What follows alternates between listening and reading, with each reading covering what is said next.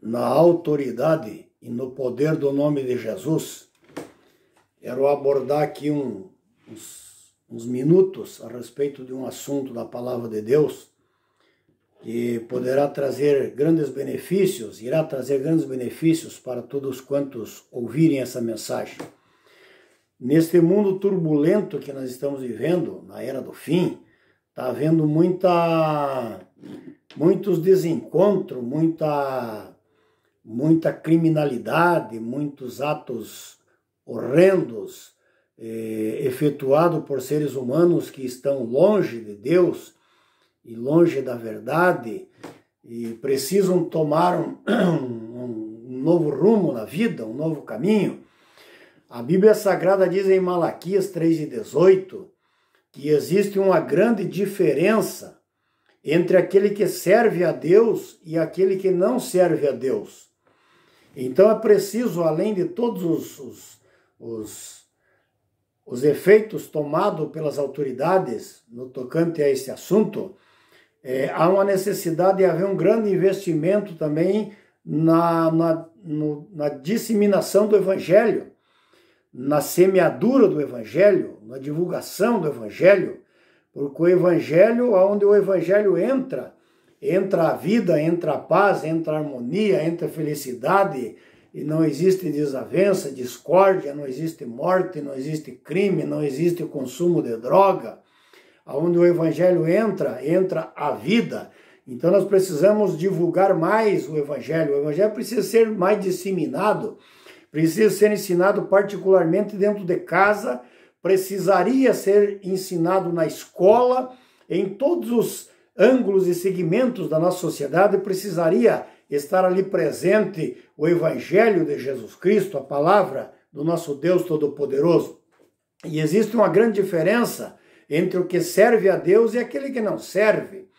A Bíblia fala em 1 Coríntios, capítulo 2, versículo número 16, que a mente daquele que serve a Deus é a mente de Cristo. A mente daquele que vive o Evangelho é a mente de Cristo. E a mente de Cristo não é poluída. Quem tem a mente de Cristo só pratica o bem na terra. Só procura fazer o bem na terra. Os 2 mandamentos, Deus deixou 10 mandamentos em Êxodo 20, mas depois resumiu em 2, que o primeiro é amar a Deus acima de tudo, e o segundo é amar o próximo assim como nós nos amamos a nós mesmos.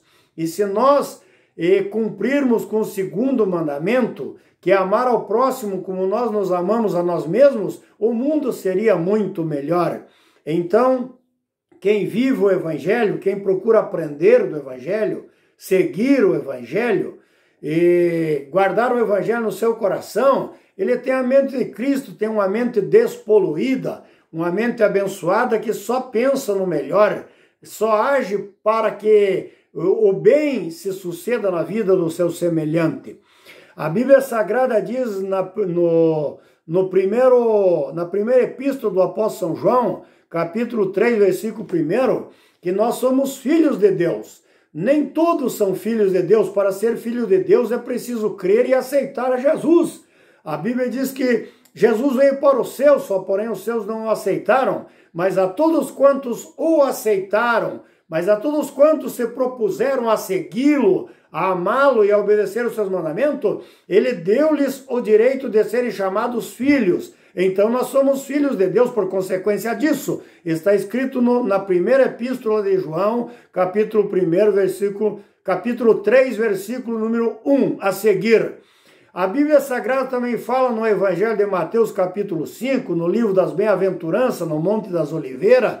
Jesus disse que bem-aventurados são os mansos de coração, os humildes de coração. Bem-aventurados são aqueles que semeiam a paz. Bem-aventurados aqueles que praticam a justiça. Bem-aventurados aqueles que se afastam do mundo, da perversidade. E aqueles que amam a si e amam ao próximo como nós nos amamos a nós mesmos. E leia no capítulo 5, versículo 1 até o 9 do Evangelho de Mateus sobre as beatitudes. Existem muitas coisas que precisariam ser feitas para amenizar, diminuir um pouco os atos criminosos em nosso Brasil, as catástrofes em nosso país, que um dos primeiros seria procurar evangelizar os povos. A pessoa que abandona o mundo e aceita Jesus muda de vida, não pratica iniquidade. Veja se tem algum cristão preso, veja se tem algum cristão cometendo essas atrocidades. Pessoas que amam a Jesus não cometem essas atrocidades. Pessoas que amam a Jesus não estão na cadeia. Pessoas que amam a Jesus não trazem prejuízo para a sociedade nem para o Estado. É por isso que uma das questões que haveria de ser investido pesadamente é na divulgação do Evangelho. E outro fator também é em cumprir a lei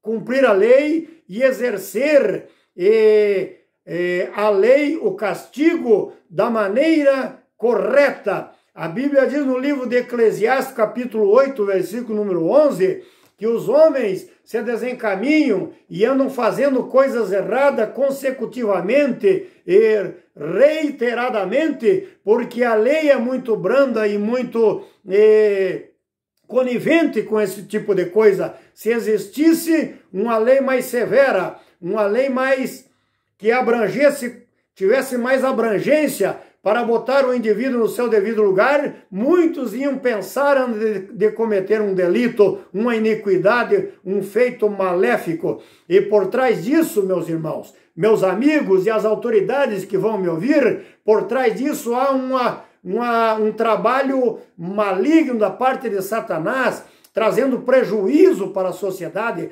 trazendo prejuízos e lágrimas para as famílias. Deus que nos abençoe, nos guarde, nos proteja e nos dê a sua graça para que nós possamos ser diferentes, como disse Malaquias 3:18, para que nós possamos ter a mente de Cristo, como disse Paulo aos Coríntios 2:16, para que nós possamos ser filhos de Deus, como disse o apóstolo João em João 3:16, para que nós possamos ser filhos, como diz a palavra de Deus na primeira epístola de João, capítulo 3, versículo 1, e para que nós possamos estar enquadrados no livro das bem-aventuranças, no sermão da montanha que Cristo proferiu no Monte das Oliveiras, e que nós não venhamos a ser enquadrados nos artigos da lei. E se alguém for enquadrado em algum artigo da lei, seja corrigido e castigado severamente, como diz Eclesiastes capítulo 8, e versículo do número 11. Deus que te abençoe e te guarde, te proteja, proteja o nosso país, proteja nossas famílias e proteja as nossas crianças no poder e na autoridade do nome de Cristo Jesus, nosso Senhor, nosso amado Mestre. Amém.